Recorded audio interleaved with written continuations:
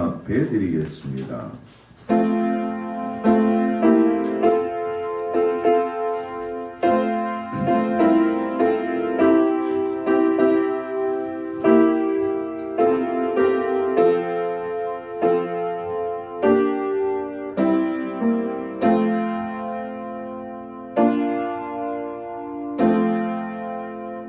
그리스도께서 만일 다시 살아나지 못하셨으면 우리가 전파하는 것도 헛것이요 또 너희 믿음도 헛것이며, 만일 그리스도 안에서 우리가 바라는 것이 다만 이 세상에 살 뿐이면 모든 사람 가운데서 우리가 더욱 불쌍한 자이리라. 그러나 이제 그리스도께서 죽은 자 가운데서 다시 살아나사 잠자는 자들의 첫 열매가 되셨도다. 하나님은 영이시니 예배하는 자가 영과 진리로 예배할지니라. 아멘. 165장 찬양하겠습니다.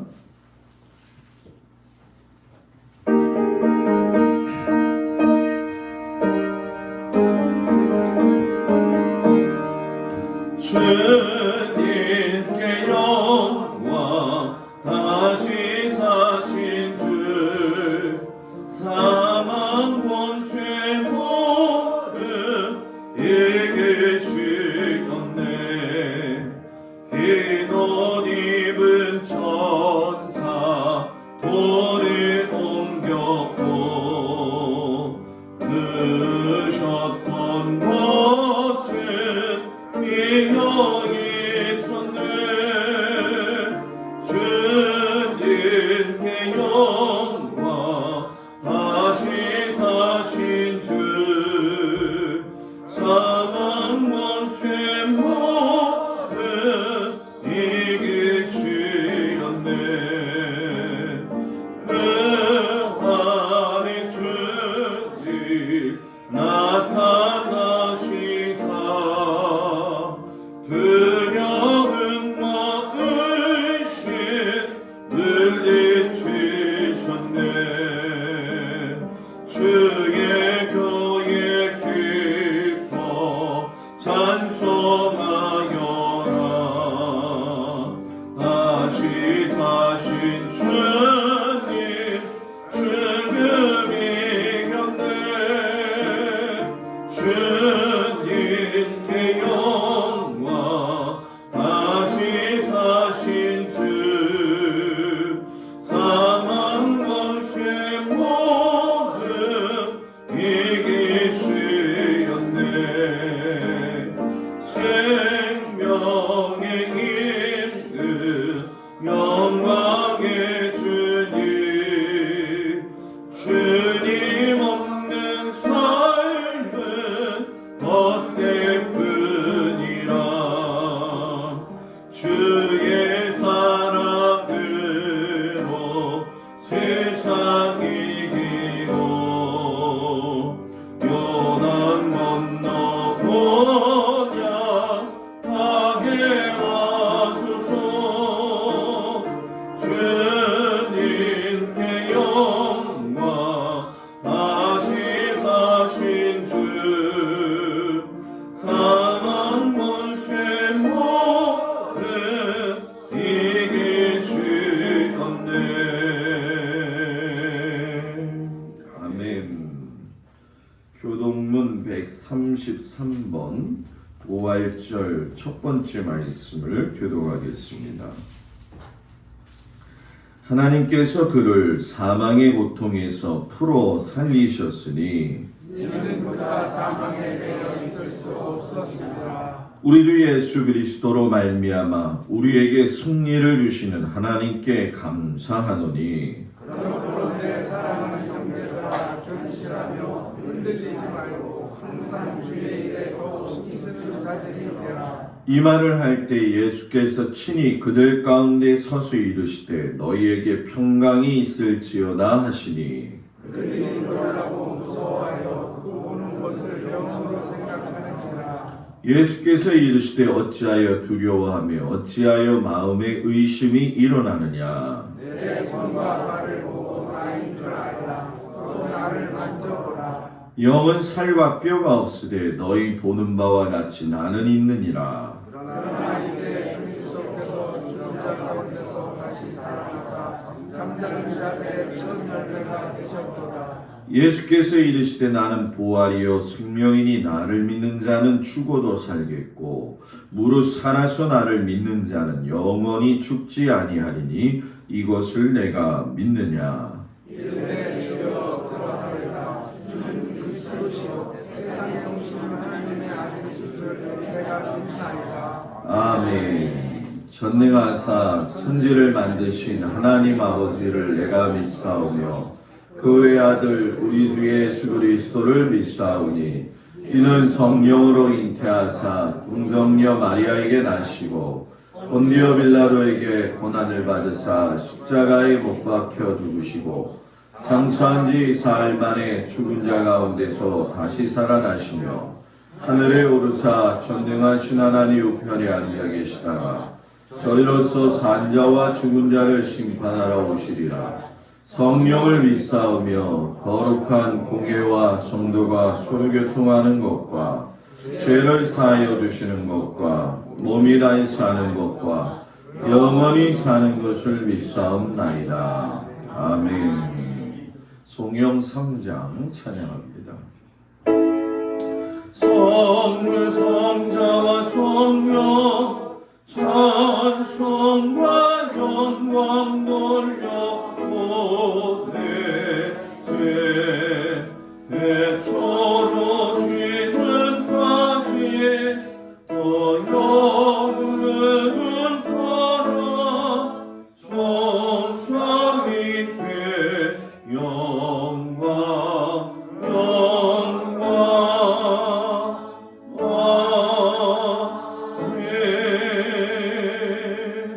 자리에 앉습니다.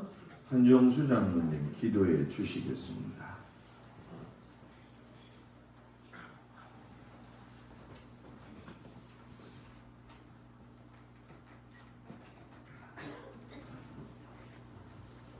사랑과 은혜가 풍성하신 우리 아버지 하나님, 주님의 은혜와 사랑을 진심으로 사랑합니다. 아멘. 아버지 하나님, 주님께서 다시 살아나시게 하니 주셨지만 저희를 믿는 것이다 헛것이요 아버지 하나님 앞에 저희도 바로 설 수 없지만 사망의 권세를 깨치시고 부활하셔서 우리의 소망이 되게 하신 주님의 진심으로 감사합니다.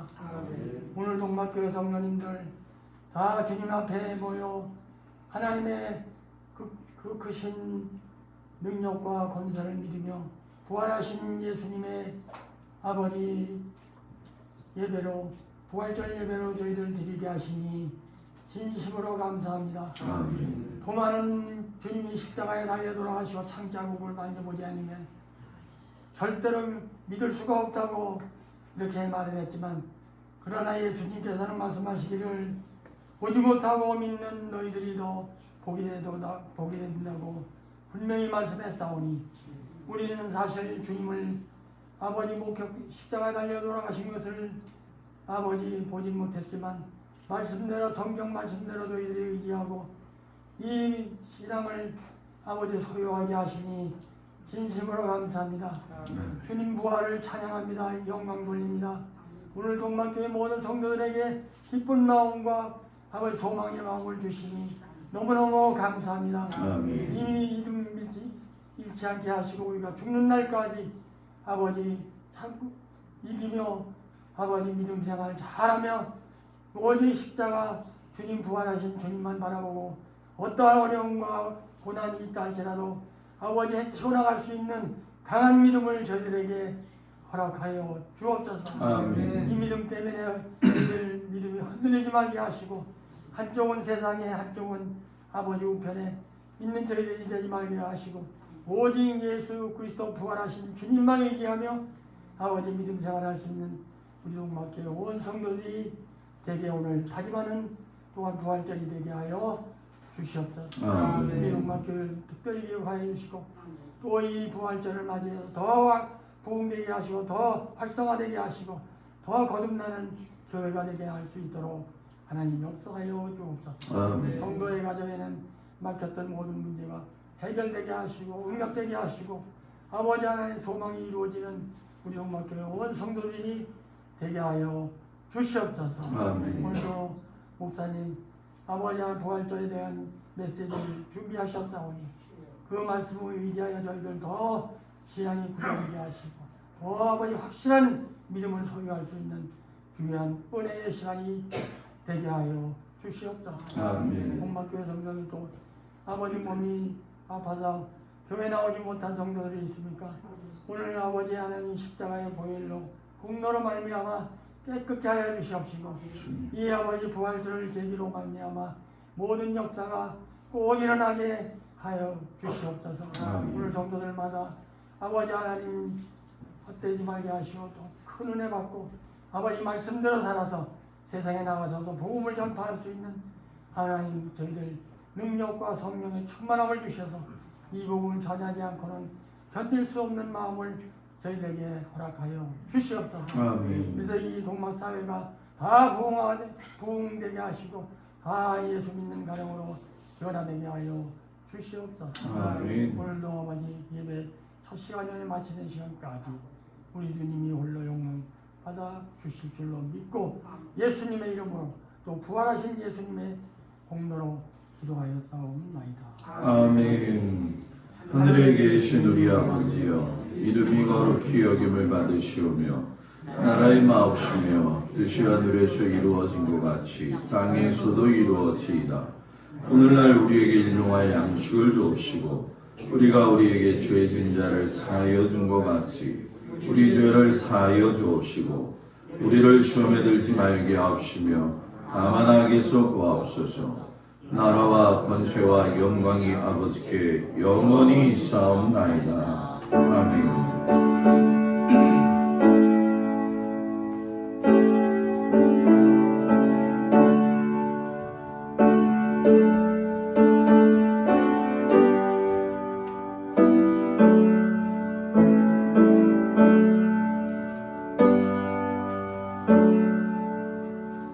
할렐루야.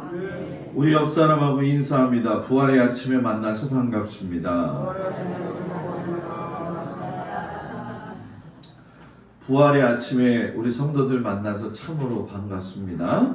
주의 은혜가 우리 모든 성도들 가정 위에 함께 하시고 또 여호와 니시의 아버지 하나님이 우리 성도들과 함께 하시기를 주의 이름으로 축복합니다. 부활주일 지키면서 또 선교주일로 지키는데 우리 캄보디아 또 자월 또 한센인교회 위에서 계속적으로 여러분들이 기도 많이 해주시고 그들에게 물질만 보내주는 게 중요한 게 아니라 뒤에서 같이 기도하는 게 더 중요하다라는 생각 가지시고 많은 기도 부탁을 드립니다. 이번 주간에 중부연회 4월 19일 화요일부터 20일 수요일까지 계산 중앙교회에서 열리게 되어집니다. 여러분들이 잘 아시는 것처럼 내일부터 모든 해제가 되어지죠. 그래서 실내 마스크, 실외 마스크만 빼놓고는 전부 다 오픈이 돼요. 교회도 70% 정원수도 다 없어졌고 여러 가지 모든 것들이 이제 정상적으로 돌아오는데 실외 마스크도 한 2주 지나면 또 없어질 것 같은 그런 상황이 되어져요. 그래서 참 제가 얼마나 기분이 좋았던지 꿈에 통성기도 하는 꿈을 꿨어요. 집에서 교인들하고 통성기도 하자고 막. 그러니까 여러분들 몸 관리는 하시되 이제는 법정 전염병 한 군데가 또 하나가 더 낮아져서 감기처럼 되어져 가고 있지만 참 몸은 힘들긴 하더라고요. 우리 강면식 권사님, 오정희 권사님도 너무 힘드신데 오늘 오셨고 김영욱 권사님 이제 우리 교회도 한바탕 다 지나가는 것 같은 느낌이 듭니다. 여러분들 꼭 건강관리 잘 하시고 그 어려울 때 힘들고 어려워도 우리 예배를 잘 드렸던 거 기억하시고 모든 예배에 최선을 다하는 우리 모든 성도들이 되기를 축복합니다. 그래서 중부연회도 이번에는 비대면이 아니라 대면으로 하게 되어집니다. 강화남지방 목회자 부부 수양회가 4월 25일부터 28일까지 있습니다. 여기는 이렇게 강화남지방은 그렇게 진행이 되더라고요. 그래서 요번에 제가 집사람이랑 다녀오는데 새벽 예배에 여기 나와 있는 대로 그 날에 맞추어서 성경 읽으시고 또 제가 시간 되는 대로 녹화해서라도 같이 나누도록 할 테니까 함께 해주시고 27일 수요일 예배는 우리 김필권 장로님이 함께 해 주시기를 바랍니다. 그리고 차량 관계가 잘 준비되어지도록 많은 기도를 부탁드립니다. 이 반도체가 전부 다 생산이 중단이 돼가지고 다 늦어지고 있어요. 그런데 아마 5월 달에 안에는 다 진행이 되어질 건데 교회 차량은 9월 달까지 기다려야 된다고 그러더라고요. 그래서 방안을 지금 다른 방향으로 해서 준비를 하고 있습니다. 그래서 차량 승계 관계부터 해서 모든 준비되어지는 물질적인 것까지도 해결이 잘 되어져서 갈 수 있도록 여러분들 위해서 기도해 주시기 바랍니다. 1인 1년 성경 일독을 위해서 수요 성경 이야기 예배에 최선을 다해 주시고 여기다가는 쓰진 않았지만은 5월 말에 상반기가 끝나니까 6월 첫 주에는 임원회를 통해서 또 상반기 결산을 하도록 하겠습니다. 오늘 부활란을 같이 다 나누게 될 텐데 아는 목사님 그 동생분이 아주 좋은 연고인데 아마 이제 어저께 제가 보내드렸기 때문에 다 아실 겁니다. 뭐 욕창이라든가 아니면 상처난 거 심지어 바이러스까지도 바를 수 있는 건데 요것이 200개가 먼저 왔어요. 그런데 제가 보니까 유통기한이 8월까지 되어 있는데 목사님한테 문의를 하니까 내년 상반기까지는 충분히 목사님 쓰실 수 있다. 그래서 동네 사람들한테 나누어 드리는 부활란에도 연고를 하나씩 다 놓습니다. 권사님들 일하시면서 상처 많이 드시고 이렇게 기름에 겨도 발라도 되고요. 아주 좋아요. 그래서 아마 카톡을 좀 보시고요.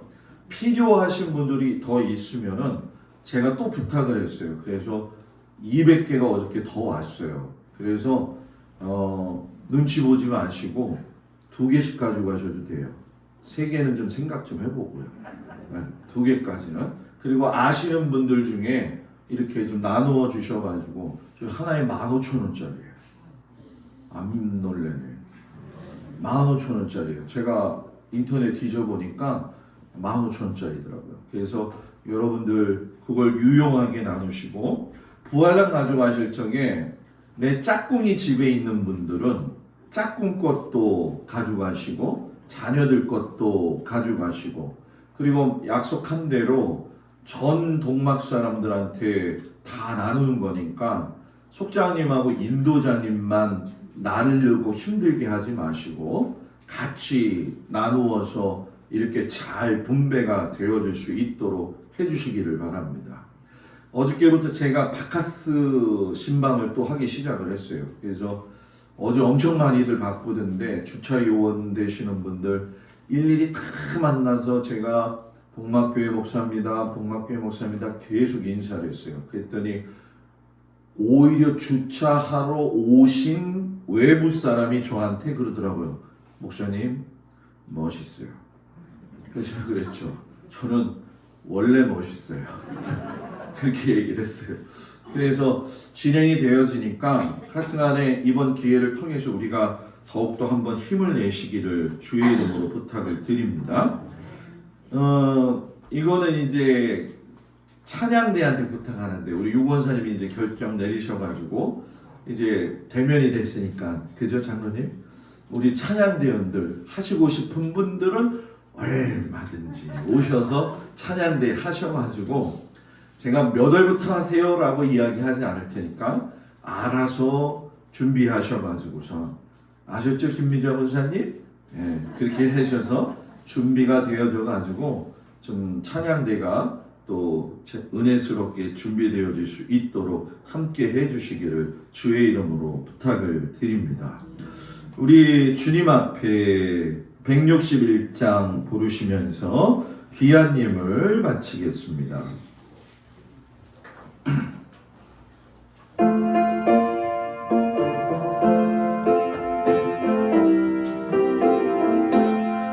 할렐루야 우리 예수 부활씀 전하셨네.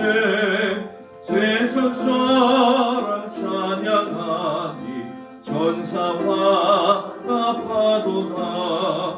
구주 예수 부활하사 사망 원죄 이겼네.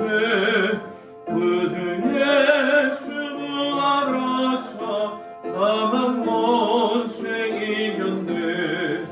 할렐루야 우리 예수 왕의 왕이 되시고 우리들의 중보 되신 성령 증거하시네. 구주 예수 부활하사 처음 열매 되셨네. 구주 예수 부활하사 처음 열매 되셨네.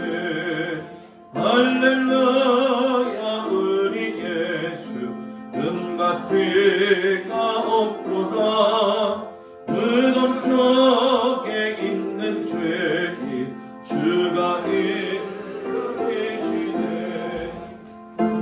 예수 부활하사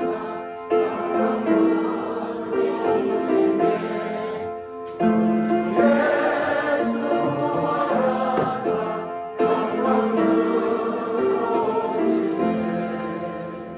아멘. 11조 신정표 집사님, 김영옥 권사님, 조기태 권사님, 정복동 권사님, 김필권 장로님, 강민숙 권사님, 강명식 권사님, 오정희 권사님, 고승준 집사님, 정경순 권사님, 곽덕일 권사님, 김수자 집사님, 장정임 집사님, 박상수 권사님, 김정자 권사님, 김종숙 권사님, 한종수 장로님, 박청자 권사님, 김하영 드렸습니다. 부활감사 김학열 집사님, 손현옥 집사님, 신정표 집사님, 김영옥 권사님, 김천영 성도님, 한규호 집사님, 김희진 권사님, 김정린 권사님, 고인희 권사님, 김필권 장로님, 강민숙 권사님, 강병식 권사님, 오정희 권사님, 조기태 권사님, 정복동 권사님, 박정희 권사님, 고승호 집사님, 김찬자 권사님, 장석원 집사님, 김옥열 권사님, 김정희 권사님, 김미자 권사님, 한순례 권사님, 한규성 성도, 홍정희 집사님, 차복래 권사님, 김용길 장로님, 김혜자 권사님, 고승준 집사님, 정경순 권사님, 전상호 권사님, 윤종남 권사님, 최용희 권사님, 곽덕일 권사님, 김수자 집사님, 박상수 권사님, 김정자 권사님, 박진선 권사님, 전용숙 집사님, 한병렬 권사님, 김예도 권사님, 강옥순 권사님, 김종숙 권사님, 한종수 장로님, 박청자 권사님, 구자원 집사님, 구인혜 장로님, 조은자 권사님, 김동수 목사, 김지영 사모, 또 유영애 권사님, 정광태 권사님, 이복순 권사님, 감사예물 김동수 목사, 김지영 사모, 김필권 장로님, 강민숙 권사님, 김종민, 조혜인, 김영미, 오소연, 생일감사 신소라, 선교예물 김동수 목사, 김지영 사모, 신정표 집사님, 김영옥 권사님, 신율, 한규호 집사님, 김희진 권사님, 조기태 권사님, 정복동 권사님, 고인희 권사님, 김정린 권사님, 김필권 장로님, 강민숙 권사님, 한순례 권사님, 한시연, 또 김용길 장로님, 김혜자 권사님, 전상호 권사님, 윤종남 권사님, 박상수 권사님, 김정자 권사님, 김종수 권사님, 생일감사임을 박청자 권사님, 부활란 평안소 또 은혜소 드리셨고요. 선교예물 고승준 집사님, 정경순 권사님, 감사임을 장정인 집사님 드렸습니다. 기도합니다.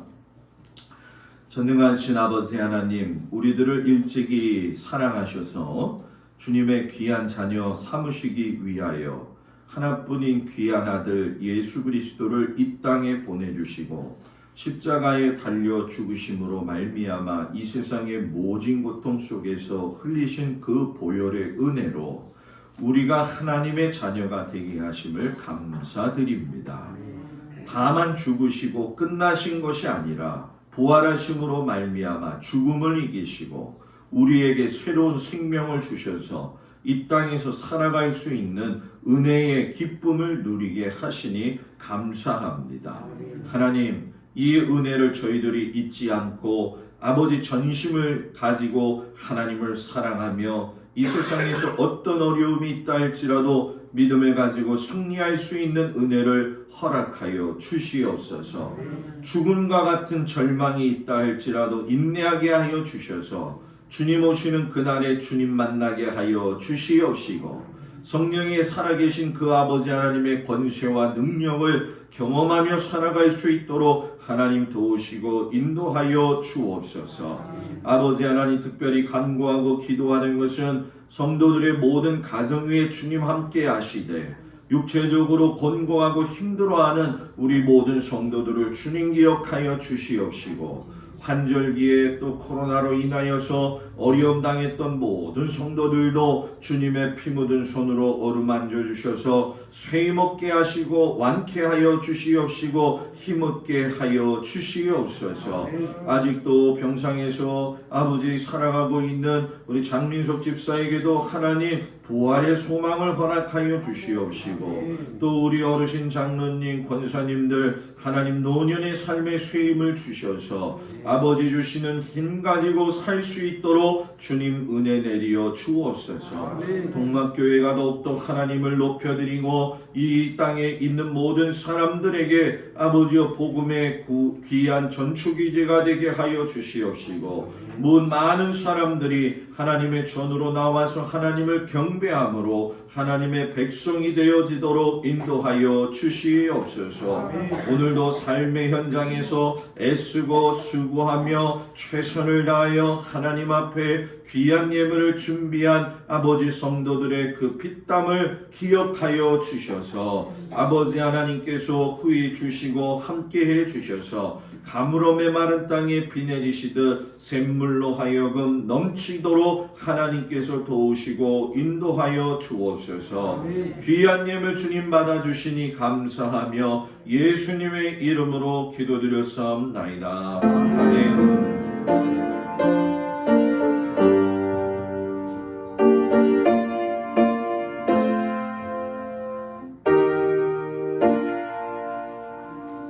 자리에 앉습니다.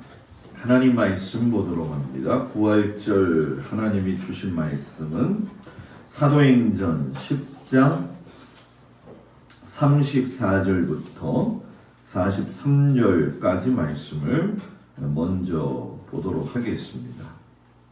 사도행전 10장 34절에서 43절 말씀, 신약성경 205쪽에 나와 있습니다.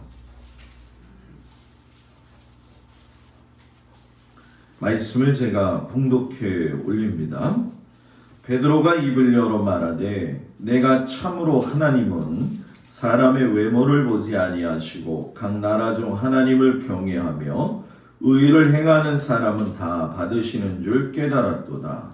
만유의 주 되신 예수 그리스도로 말미암아 화평의 복음을 전하사 이스라엘 자손들에게 보내신 말씀 곧 요한이 그 세례를 반포한 후에 갈릴리에서 시작하여 온 유대에 두루 전파된 그것을 너희도 알거니와 하나님이 나사렛 예수에게 성령과 능력을 기름 붓듯 하셨음에 그가 두루다니시며 선한 일을 행하시고 마귀에게 눌린 모든 사람을 고치셨으니 이는 하나님이 함께 하셨습니다.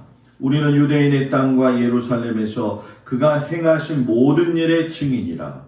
그를 그들이 나무에 달아 죽였으나 하나님이 사흘 만에 다시 살리사 나타내시되 모든 백성에게 하신 것이 아니요 오직 미리 택하신 증인 곧 죽은 자 가운데서 부활하신 후 그를 모시고 음식을 먹은 우리에게 하신 것이라.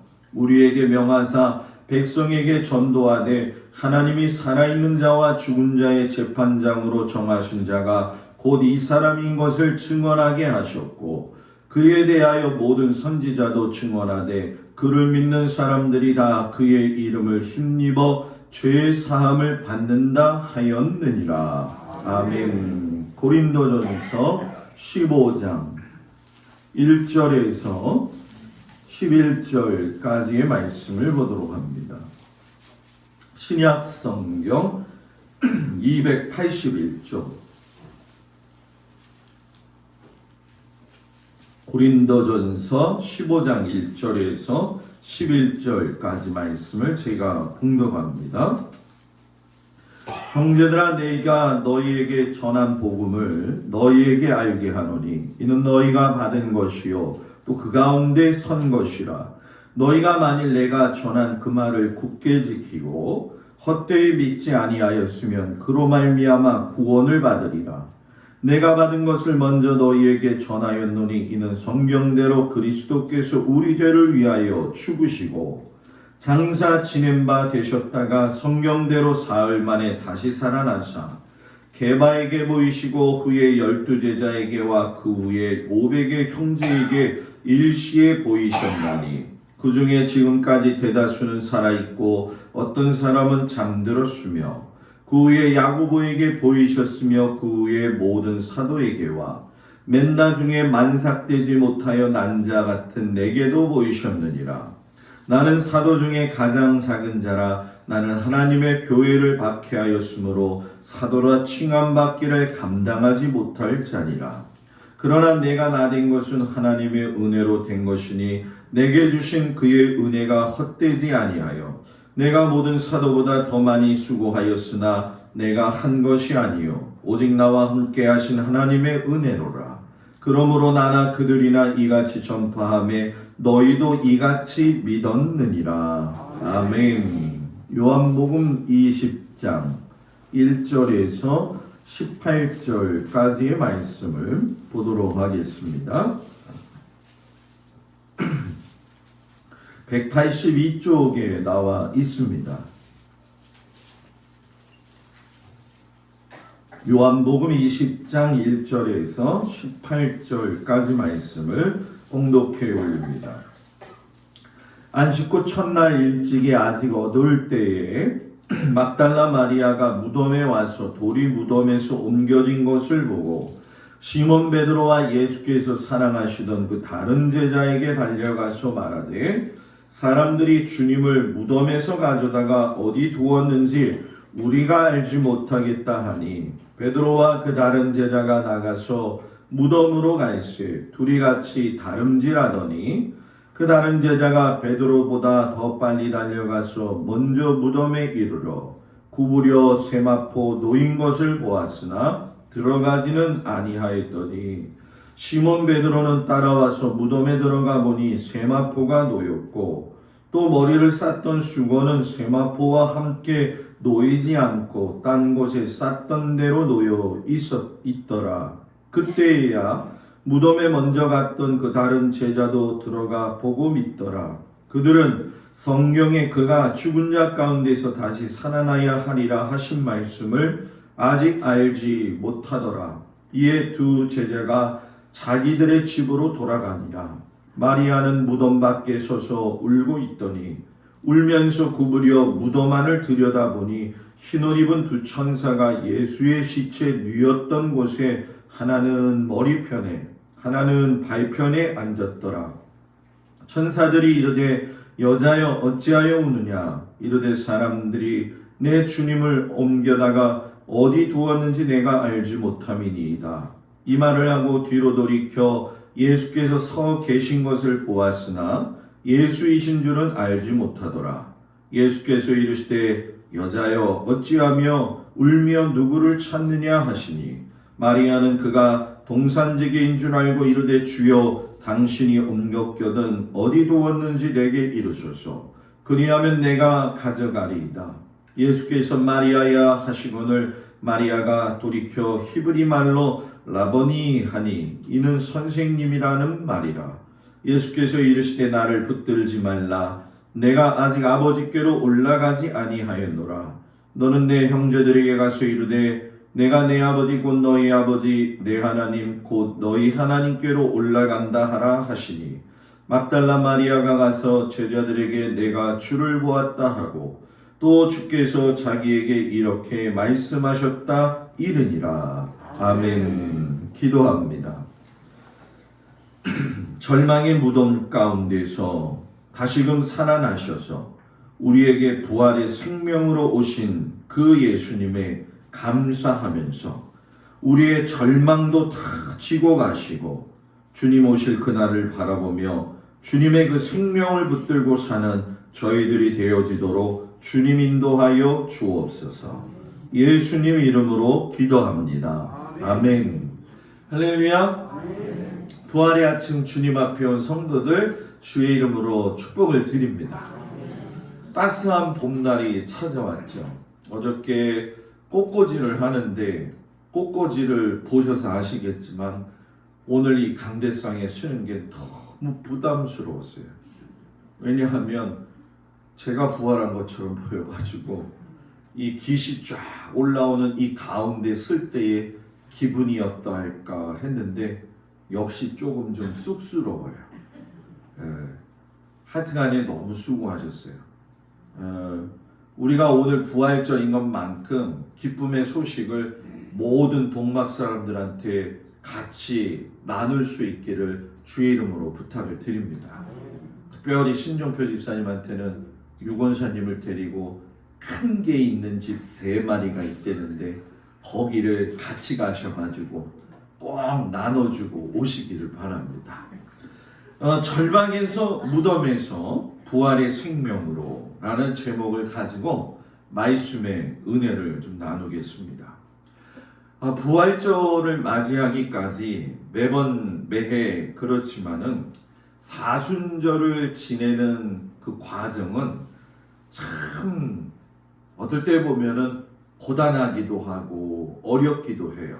왜냐하면 40일을 지낸다라고 하는 것은 하나님의 말씀을 또 묵상하기도 해야 되고 특별히 고난주간에 들어오게 되어지면 저마다의 경건한 모습을 가지고 다 주님을 기억하면서 이렇게 살게 되어지는데 우리가 간혹 가다가 이 사순절과 고난주간이 매년마다 오기 때문에 습관적으로 지낼 수도 있다라고 하는 거 아마 여러분들 잘 아실 겁니다.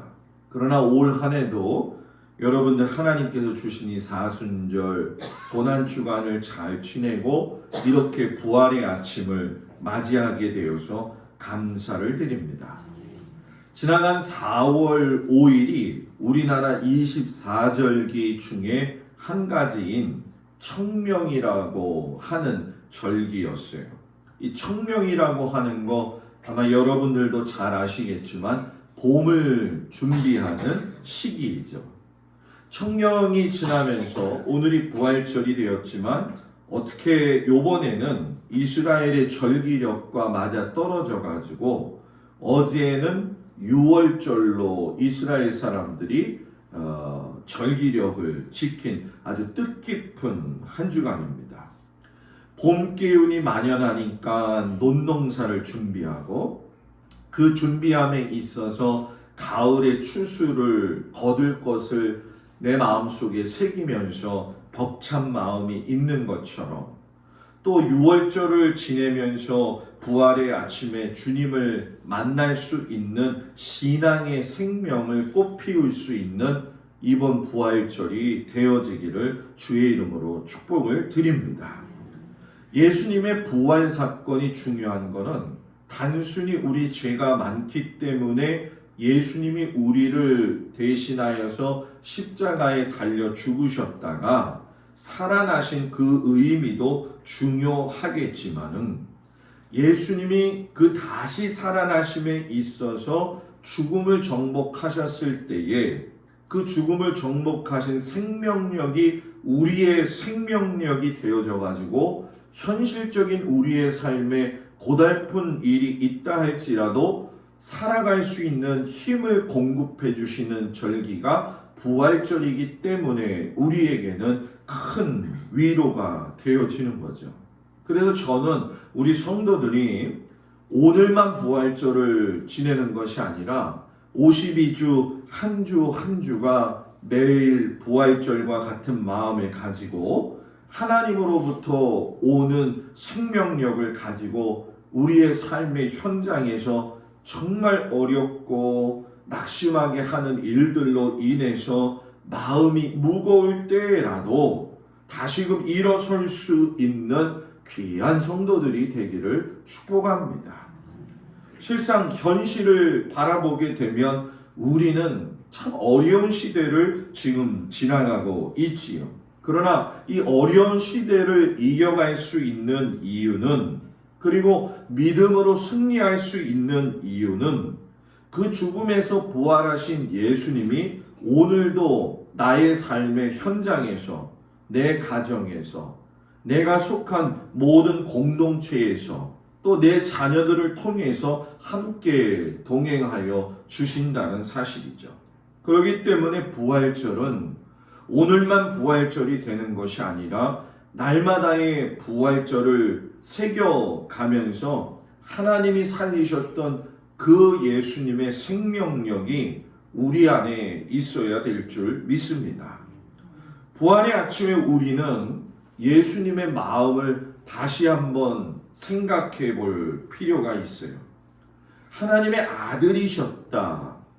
우리는 막상 이런 일들을 그냥 서슴없이 이야기하지만 하나님의 아들이시고 메시아이신 우리 예수님이 가지고 있던 그 권력 기반은 사람이 갖고 있는 그 어떤 권력 기반보다도 튼튼한 권력 기반입니다.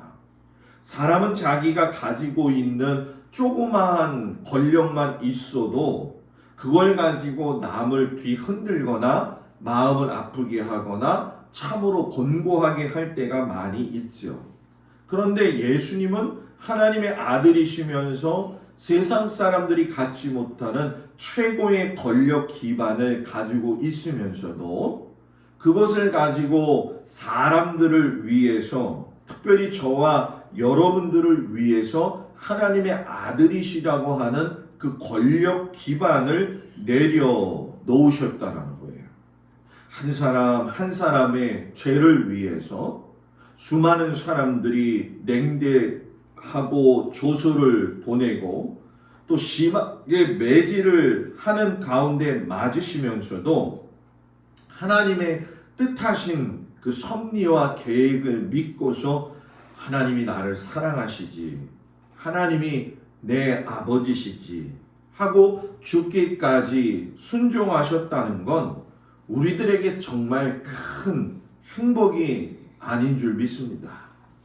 여러분들도 한번 생각해 보세요. 예수님이 나의 아버지시지, 예수님이 오늘 내 형편을 다 알고 계시지, 오늘 이 예배 가운데에도 하나님은 우리의 예배를 봐주시고 받아주시지, 이 하나님이 여러분의 하나님인 게 감사하고 또 저의 하나님이 됨을 감사하고 또 우리 외의 모든 하나님이 되심을 감사하는 우리가 되었으면 좋겠습니다. 예수님이 육신의 옷을 입고 오셨기 때문에 철저하게 인간의 모습을 가지고 계셨죠.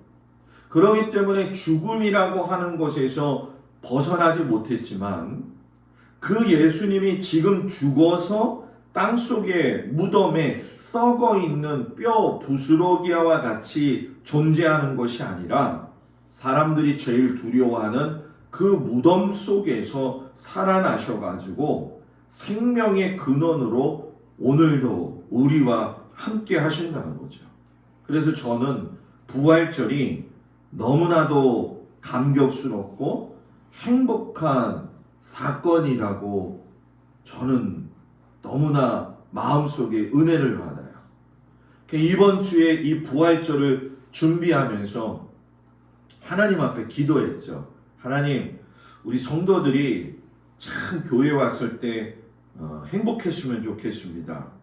그래가지고 인터넷을 막 뒤지면서 화분을 사려고 하는데 화분이 비싼 거예요. 그래가지고서는 이 화분을 어떻게 해야 되나 그랬더니 또 우리 한규호 집사님네 화분이 또 있다는 소식이 제가 들으려고 하지는 않았는데 들렸어요. 그래가지고 연락을 드렸더니 무려 15개가 있어요. 한 20개 더 있었으면 좋았겠다 생각이 드는데, 그래가지고 그거를 갖다 놓고 부활절 아침에 우리 성도들이 오면은 좀 화사하게 맞이해야지 해가지고 그냥 또 제 성격에 불이 나게 가서 사가지고 와가지고서는 꽃을 다 열심히 심었어요. 그래가지고 올라오시면서 보신 그 꽃, 근데 한 사람도 이쁘다고 얘기하지는 않더라고요. 허리를 아파서 힘들어 죽겠는데 뭐 다들 그냥 꽃 심었나 보네 이런 생각을 가지고 올라오시더라고요. 오늘 아침에 딱 한 분이 목사님 이뻐요 얘기하시더라고요. 뭐 다 제가 이해해요. 마음이 넓으니까. 이렇게 부활절을 준비하는 저의 마음이 기쁘고 들떠 있었는데 여러분도 그 기쁨을 오늘 좀 나눴으면 좋겠어요. 그래서 부활란도 동네 사람들만이 아니라 집에 가면 내 자식도 주고요, 내 남편도 1개 주지 말고 2개 줘도 돼요.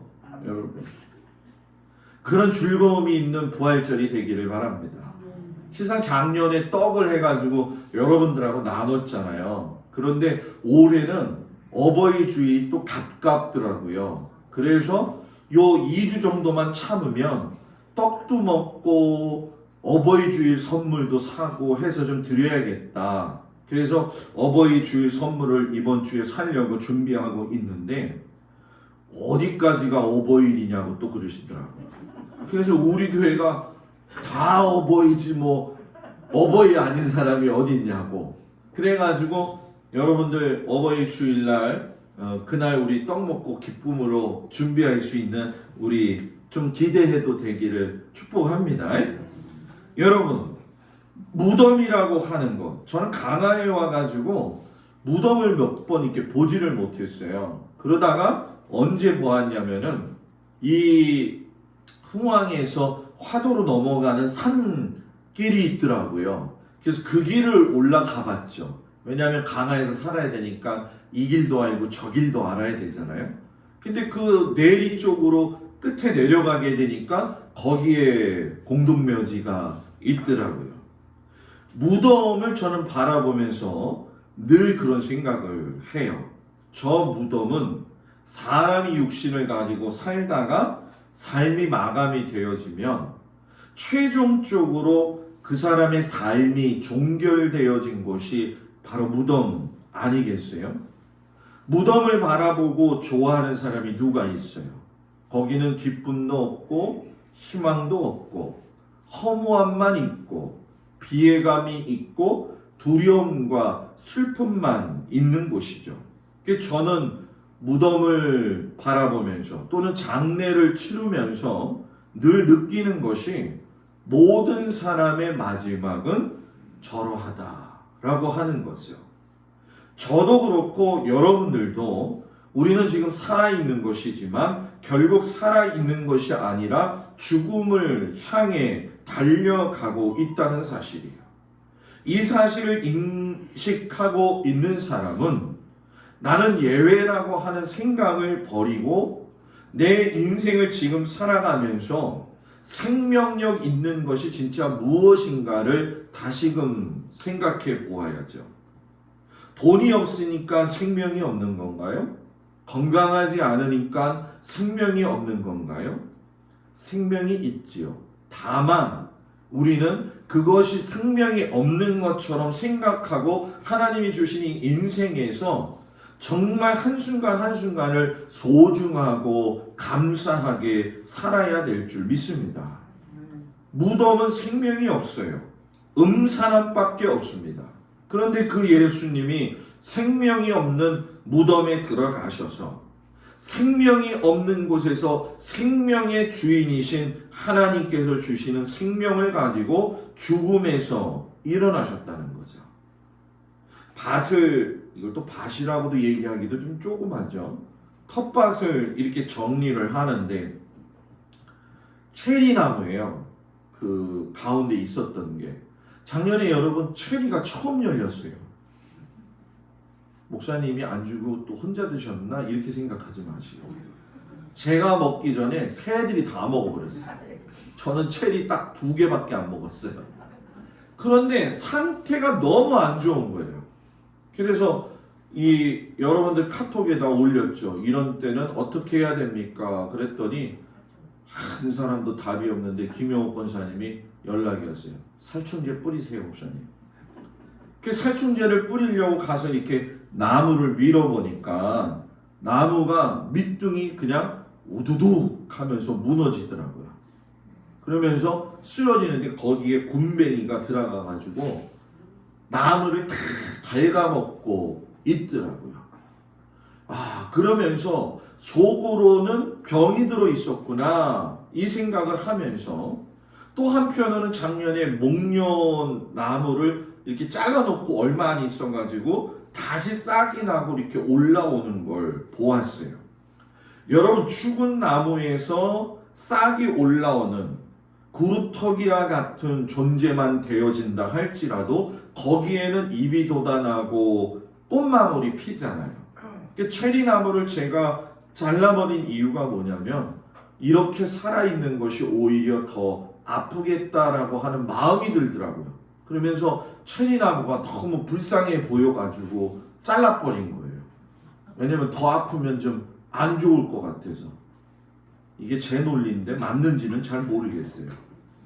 여하튼 예수님을 보면서 우리가 경험되어지는 건 자신의 삶과 자신의 말씀이 분리되지 않고 언행일치의 삶을 사시면서 하나님의 아들로서의 최고의 겸손함의 삶을 살아가셨죠. 그 겸손함이 우리에게 생명을 주셨다라는 거죠. 예수님은 오늘 빈 무덤을 우리한테 보여주시면서 죽음이 다가 아니라 그 뒤에는 뭐가 있다는 거예요? 부활이라는 거예요. 부활은 이렇게 죽으면 죽는 것이 아니라 다시 사는 것이라고 말씀하시는 거죠. 예수님의 부활이 없었다라고 한다면 여전히 우리 안에는 희망이라는 단어도 없을 것이고 소망이라고 하는 단어도 없었을 거예요. 희망이 사라진 여인 한 사람이 아침 일찍 예수님을 찾아가요. 안식 후 첫날에 해도 떠오르지 않았는데 이 막달라 마리아가 예수님의 시신에 향유를 바르기 위해서 무덤을 찾아갔다라고 이야기하죠. 죽은 사람을 만지는 건 누구나 싫어해요. 어느 경우 제가 이렇게 장례식장에 가서 염을 하게 될 때 보면은 자식이지만 부모를 못 만지는 경우도 많이 있거든요. 왜냐하면 두려움이 있기 때문에. 아무것도 없고 해도 떠오르지 않은 어두운 그때에 요한복음에서 요한은 이 어둡다라고 하는 표현을 예수님을 믿지 못하는 마음의 상태로 이야기하고 있는데 그 예수님이 살아계셨을 때 뭐라고 이야기하셨냐면 나는 세상의 빛으로 왔나니 물은 나를 믿는 자는 어둠에 거하지 않는다. 이걸 마리아는 믿었던 거죠. 그렇기 때문에 예수님이 돌아가셔서 시신의 모습으로 있다 할지라도 그 예수님을 너무 사랑했기 때문에 남들은 다 쥐 죽은 듯이 숨어 있는 그때에 예수님을 찾아갔더라는 거죠. 절망의 어두움이 깔려 있었던 그곳에 막달라 마리아가 갔을 때에 그 절망적인 현실 앞에 보이는 게 뭐냐 하면 예수님이 안 계시더라는 거죠. 무덤을 가로막고 있었던 돌은 치워졌고 예수님의 시신은 보이지 않아요. 그러니까 마리아가 생각하기를 단순히 누군가가 예수님의 시신을 다른 곳으로 옮겼나? 그래서 요한복음 20장 1절 2절에 보게 되면 베드로에게 가가지고서는 이야기를 하죠. 예수님의 시신이 없어졌다. 그러면서 주님을 무덤에서 가져다가 어디 두었는지 우리가 알지 못하겠다. 이렇게 이야기를 해요. 그때 예수님의 두 제자도 충격을 받아가지고 얼마나 불이 나게 달려갔는지 3절 7절에 보게 되면 베드로와 다른 제자가 나가는데 둘 중에 베드로보다 더 열심히 간 사람이 누구냐 하면 성경에 이름이 나와 있지 않지만 요한이었습니다. 그 요한이 쫓아가가지고 무덤 앞에 서가지고 구부려가지고 보기는 했지만 들어갈 엄두가 나질 않았어요. 왜냐하면 누구나 다 그렇지 않겠어요? 그런데 이 베드로도 예수님을 3번이나 부인했다라고 하는 그 죄책감이 있기 때문에 또 수제자였는지 모르기 때문에 그 베드로는 그냥 빨리 들어갔죠. 무덤에 들어가 보니까 세마포가 놓여 있고 머리를 쌌던 수건은 세마포와 함께 놓이지 않고 딴 곳에 쌌던 대로 놓여 있었더라.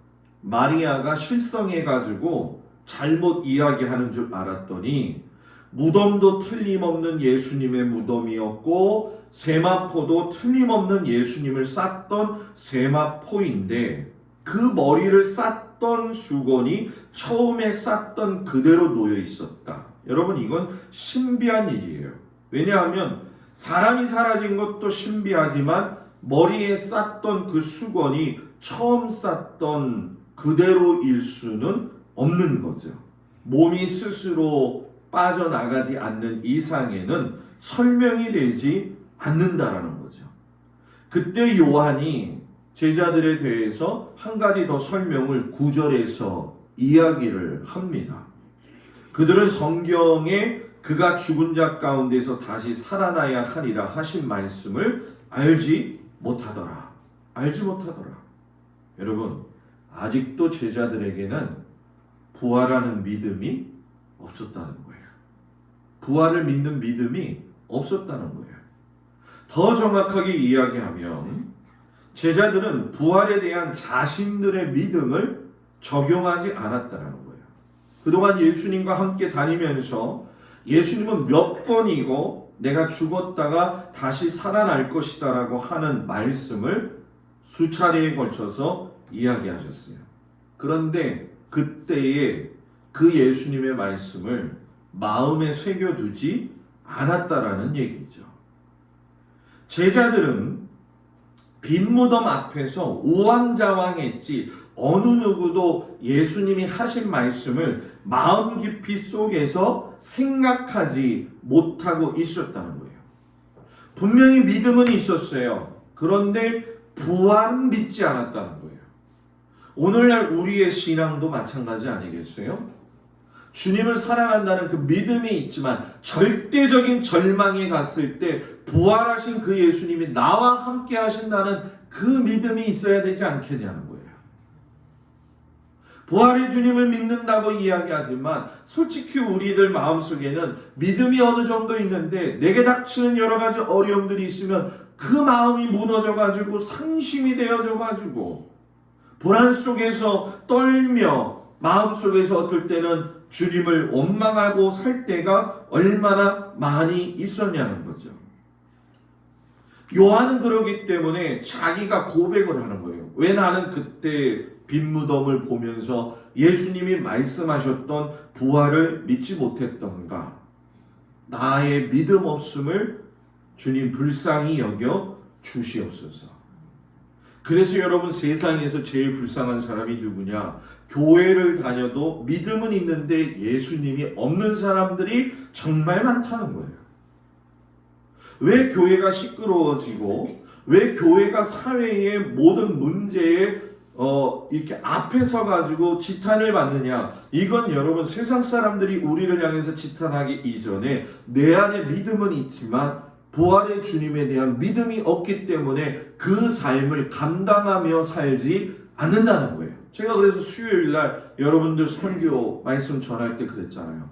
여러분들이 얼굴이 동막에 나가면 어떻게 보여야 된다고요? 어떻게 보여야 된다고요? 제가 얘기했는데 어떻게 보여야 된다고요? 다 따라서 하세요. 생글생글. 네, 지금 여러분들의 얼굴은 전혀 생글생글하지가 않아요.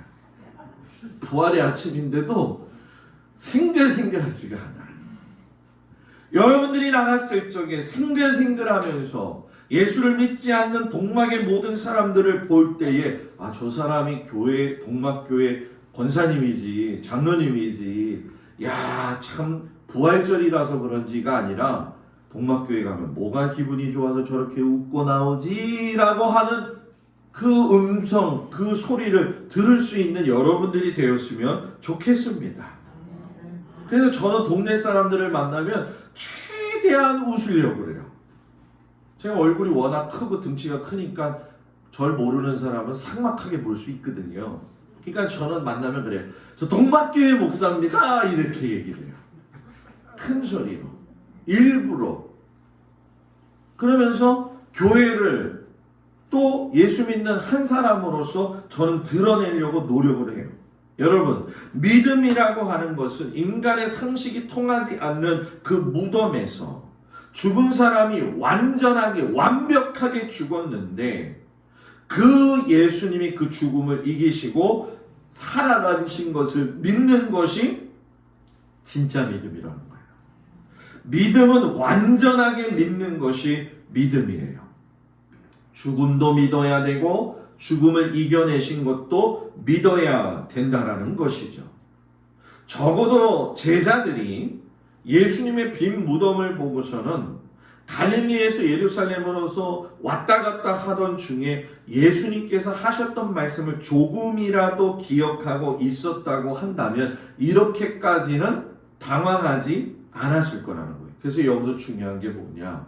여러분 따라합시다. 신앙이란 하나님의 말씀을 듣는 것이 중요하지만 그 듣는 것을 마음으로 믿어 입으로 시인하고 내 생각을 하나님의 말씀에 순복하는 것이다.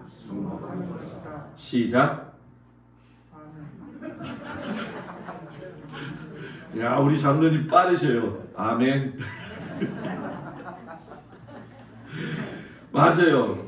아멘 한마디면 되지 않습니까? 그 수많은 세월, 어떻게 보면 짧은이라고 하는 3년의 시간 동안을 제자들이 예수님과 함께 살았지만 다른 건 다 믿었는데 여러분 좀 의아하지 않아요? 안전병이 일으킨 것도 믿었고 눈먼 자를 뜨게 한 것도 믿었고 죽은 나사로를 살린 것도 믿었는데 예수님이 사신 거는 믿지를 못하더라는 거죠. 그래서 여러분 말로만 주님을 사랑한다는 건 누구든지 할 수 있어요. 그래서 믿음이라고 하는 건 여러분 빨리 내 안에 의심이 있다고 한다면 마음을 추스리고 생각을 정리해서 충격 속에 빠진 내 자신을 돌이켜서 빈 무덤 속에 있는 그 예수님이 살아나셨음을 믿는 믿음이 돼야 되죠. 오늘 성경에 보는데 이 두 제자가 10장 10절에 보니까 이렇게 얘기를 해요. 자기들의 집으로 돌아가니라. 여러분 지금 빈 무덤을 보았어요. 그런데 집으로 돌아갔다라고 이야기를 했어요. 왜 집으로 돌아갔을까?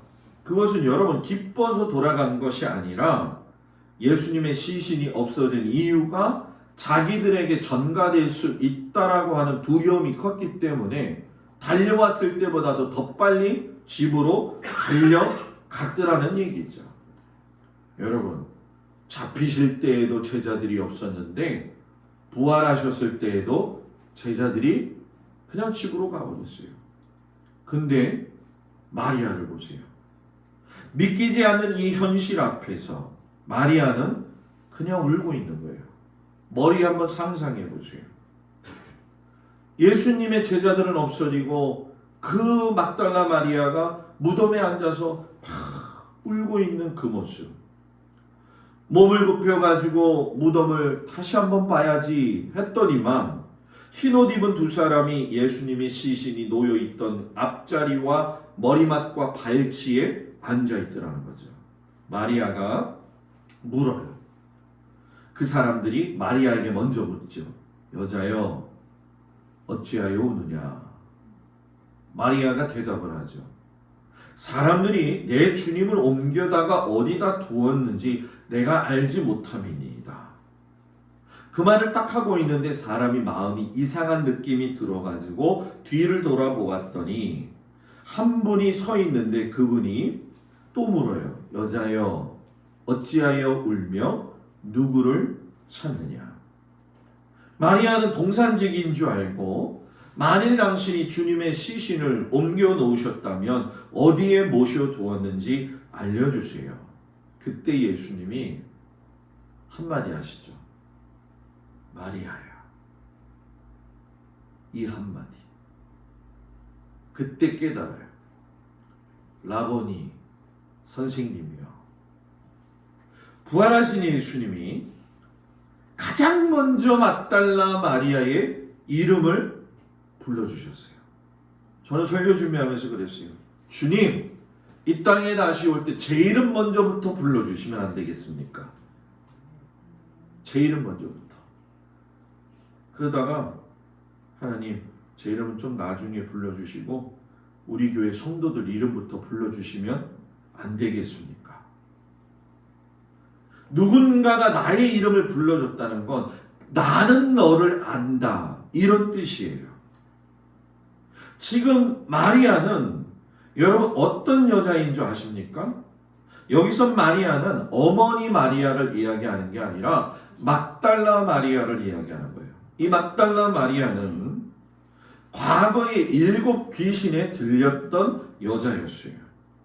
하나의 귀신에 들려도 벅찬 인생인데 7 귀신 아래에서 비참하게 인생을 산 사람이에요.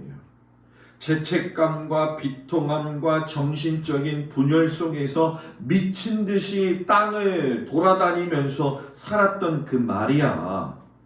그 마리아가 예수님을 만나면서 그 7 귀신이 쫓아나가면서 죄의식에서 해방이 되어지고 그의 곤고한 삶에서 완전한 해방이 되었어요. 이건 너무나도 큰 사랑을 받았죠. 이 사랑을 받았던 막달라 마리아가 또 예수님이 마리아야 라고 불러주셔요.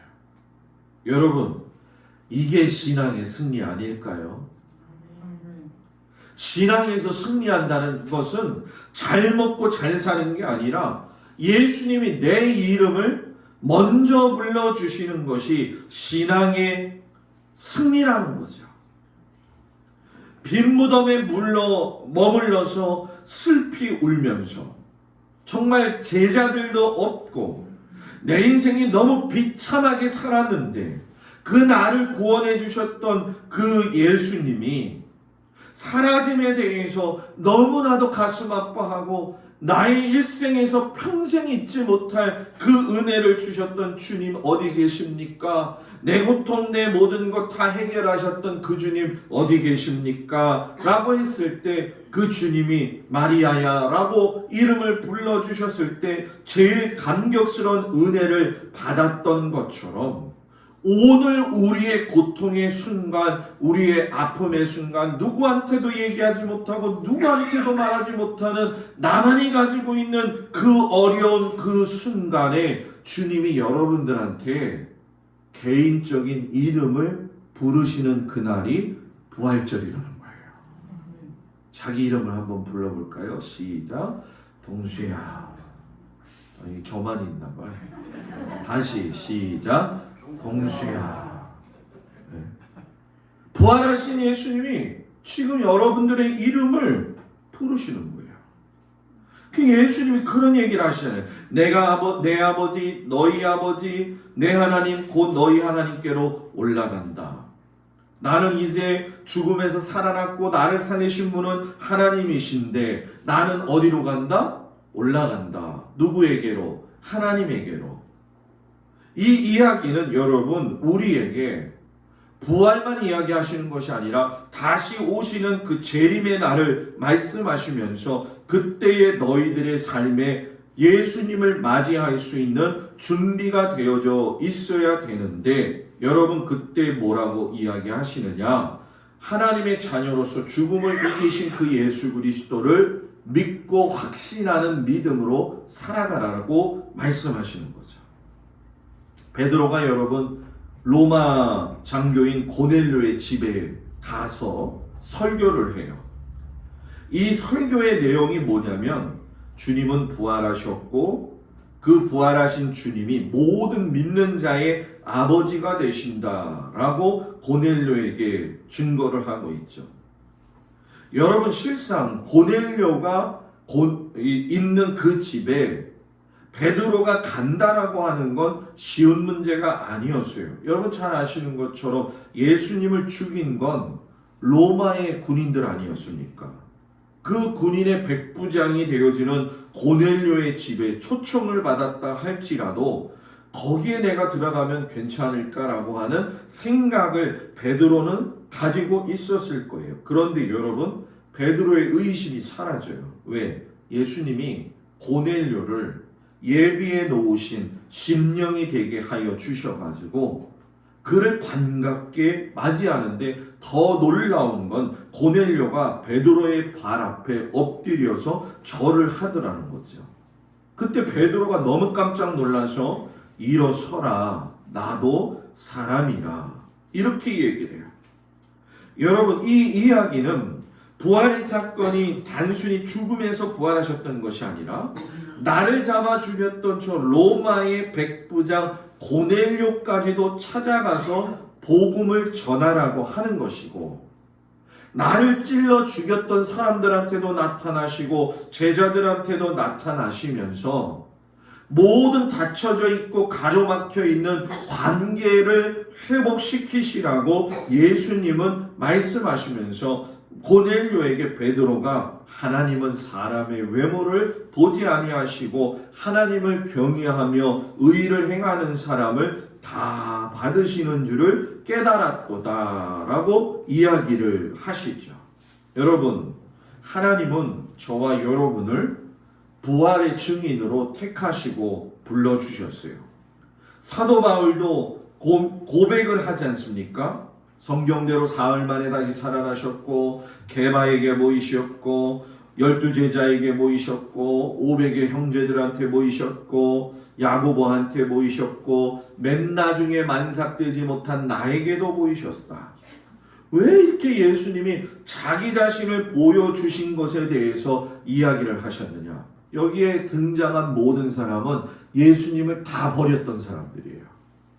그런데 그들한테 계속 나타나시면서 예수님이 집요하게 말씀하시고자 했던 것은 뭐냐면 너희가 나를 십자가에 못 박았을 때에 또 너희가 내 곁에 아무도 없었을 그때에 나는 너희들 때문에 실망한 적이 없고 나는 여전히 너희들을 위해서 부활했고 죽었다라고 말씀을 하고 계시는 거죠.